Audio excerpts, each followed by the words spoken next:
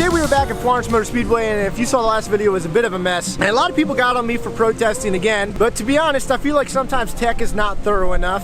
And if I believe something to be wrong, I want it to be looked at, and if it's right, it's right. I don't understand what the big deal is if you pass tech. Obviously, there is a reason that would not go through. The protest wouldn't go through and we wouldn't check anything. You know, I don't sleep right unless I know. So if I get outrun and that protest clears, I can sleep well knowing I got beat. It leaves a bad taste in my mouth if I don't know that. And to be honest, I have had a bad taste in my mouth since Dominion because I don't know why I got beat. I don't know if I got outran, and I can't tell you if everything I wanted to check is legal because we didn't get to check it. Now on to today, we're only going to be racing once tonight, but the national championship is coming down to the wire. I think we have 6 weeks left. I'm going to put the points here. Now I'm also going to link the points down in the description because they're constantly changing, and when you view this video, it might be different than what you see on the screen now, but as of right now we do have the lead and we are owed a few points, so we should have more of a lead, and tonight we're looking to tack onto that. So we are going to have yet another full field, and if you've been following the channel, then you know that's exactly what we're after and that's what we need. I made the decision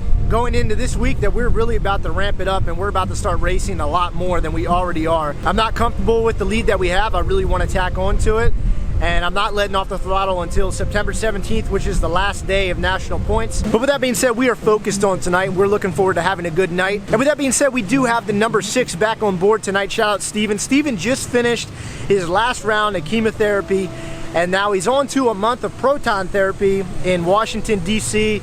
And after that, he starts his recovery, and he should be good. From what I understand, Steven should be good. So a lot of you guys have been giving a lot of kind words and stuff like that, and I'm hoping, I don't know if this is realistic. I haven't even told this to Steven, so I don't know if this is possible, but I would love to have Steven come out to Martinsville with us. Obviously Martinsville is going to be a big race, but it'd be cool to have him back at the track, and I'll probably run the number 6 in Martinsville if that happens. This intro is going on long enough. Let's get into tonight. It's going to be a great night. It's not that bad weather-wise, so the track is actually somewhat practicable today. I usually say it's too hot to practice. It's not too hot to practice, but the track just changes so much. You can't take practice seriously. I'm talking a lot. So let's get into the night. Let's have a great night of racing.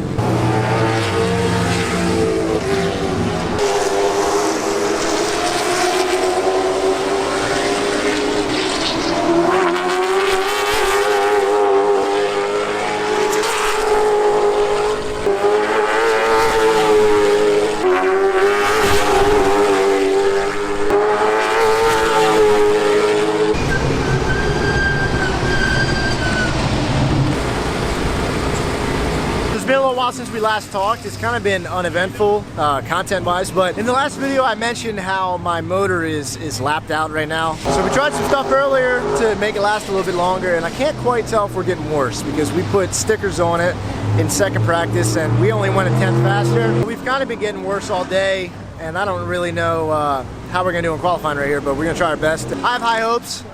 We changed the gear, changed a few other things to get ready for this session, and we're gonna do our best to go out there and qualify as best as we can. This will be the last race with this motor in it until it gets rebuilt, obviously. Still, again, we have a full field, big opportunity tonight. Looking forward to putting it on a show.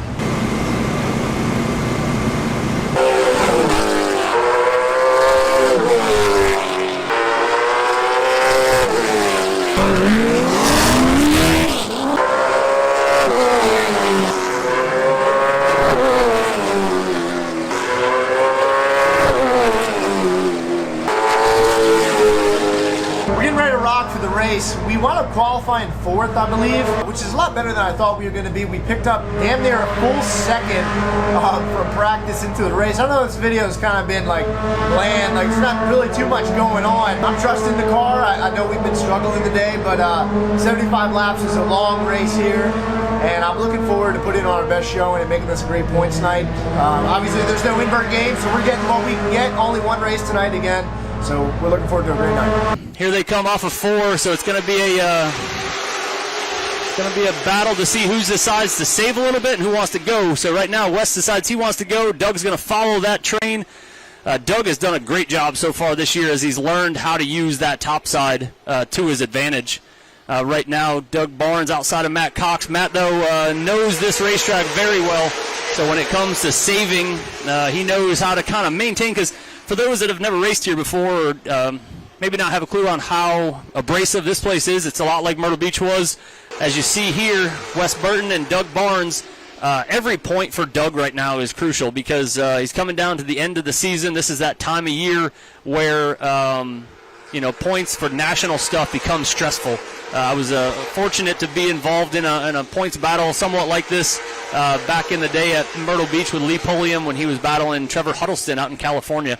And, man, it's a wild ride. And for a racetrack, to be a part of it, we're just proud of what Doug's doing right now. And hopefully he can continue. But at the same time, I tell people all the time about this racetrack, man, you can run good one week, but these guys are just as good behind you. I mean, you just couldn't ask for anything more on top of each other and just a great group of drivers. So you're going to see a battle and a challenge all the way to the end where they're starting to get a lot of heat in these front brakes. But Doug Barnes in a spot where he's got a battle ahead of him. And he's got a battle ahead of him here with Matt Cox. Doug Barnes, Matt Cox. It's okay. A lot of times we talked about it, Killa, in the Bandolero race, how, we side by side for lose your momentum and it gives the leader a chance to go. Well, these late model stocks, side by side is not a bad thing for Doug right now because no one's running as hard as they're going to here in probably about 20 to 30 laps. But you can run the top and stay competitive. You'll see they're side by side. Matt hasn't really gained, and either of them haven't lost, as they actually they might be actually both gaining together on the 7 car with 45 laps remaining. We talked about it. They were side by side, and now look, Doug Barnes back in that second position. But it looks like, and again, it's still early. It's hard to say how this is going to play itself out, but it looks like Doug's faster at the moment than Wes. But did Wes start to check up? Did the car start to go away? We're just not going to know until we get towards the end. But Wes Burton is a great race car driver. He knows what he's doing in that thing, and not 100% positive. I know I'm kind of talking about this glow in the left front, but I'm not positive. But I think the 7 cars is bright red or orange, whatever you want to call it. So as we get here into 3, let's see if we can see Wes's left front. Gets off in there. Yeah, you see that thing. Wow, that thing definitely is getting hot. I'm sure that's not helping the drive in this car because right now you see him starting to fade. And I think, I didn't see it as bad in Matt's. Matt was starting to get bright. I don't see any right now in Doug's. Let's see if we can see Doug's left front if he's got any glow. Not really, nothing from him. We saw a little bit in the 51, and we saw it bright red or bright orange in that 7. But you can see the difference in Doug's left front not glowing, and you can see the difference in what's happening right now with Wes. Doug Barnes, your leader right now, has decided to go top. Going to start trying to save what he can, where he can. Your top 4 still right there, nose to tail. But here it is. Matt Cox again is looking for Doug Barnes and deciding he wants to make that race for the lead. Cody Kelly, though, backfires right there. You saw that flame coming out as he gets out of the gas. But right now, we've talked about it. It's the question of who's deciding it's time I want to lead or it's time I'm going to just put some pressure on him. And is Matt trying to just make him think and burn up some right front, make him think about it, and he's trying to burn up his tires. So it's crazy. It's hard to tell. These tires are so fun to watch. We talked about it. Here's Doug Barnes, and here's Cody Kelly now in the second position. Cody Kelly has taken over second position, side by side a little bit, maybe with Matt and Doug, side by side with Doug and Wes. Cody not being side by side for very long with anyone has put him in a position to run side by side now with Doug. So can Doug hold him off? Does he got the ability with 20 laps remaining? We're going to have to see. And if Doug wants to win this national championship, it's going to take every win he can get his hands on. So he's got to fight like heck to get this win. But I know Cody, again, just a strong car, a good driver, a good team. So we'll see here. We're going to have to watch this as laps are definitely winding down to the point where, and I think we're racing now. I don't think there's a question of who's doing what. This is what I got. This is what you got. Let's see what you got. Brian Barnhill getting right there in the middle, 3 wide. It's never fun. 3 wide on the 74 of Barnhill. Down the backstretch, side by side, the 13 Cody Kelly. The one thing I'll say with Cody Kelly is that oh boy, that was close, Killa. Coming up, Cody thought he was clear. Doug Barnes thought he had that position, had to check up. The yellow flag is out. We talked about this. Why is the yellow flag out? Oh, we got Bryant Barnhill stopped in 2. Bryant Barnhill is stopped over there in turn 2. So work, it could be him. And you got Wes in 4th. You got Matt Cox in 3rd. They're coming off of turn 4 for green flag.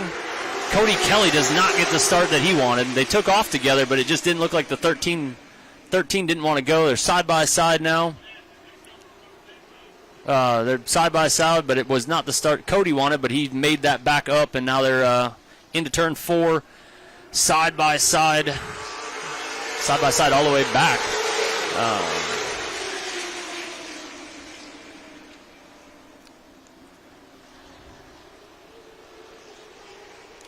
Cody Kelly back listed as our leader on our time ticker.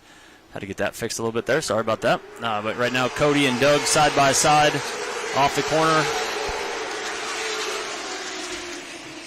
12 laps remaining. Lap 63 on the board.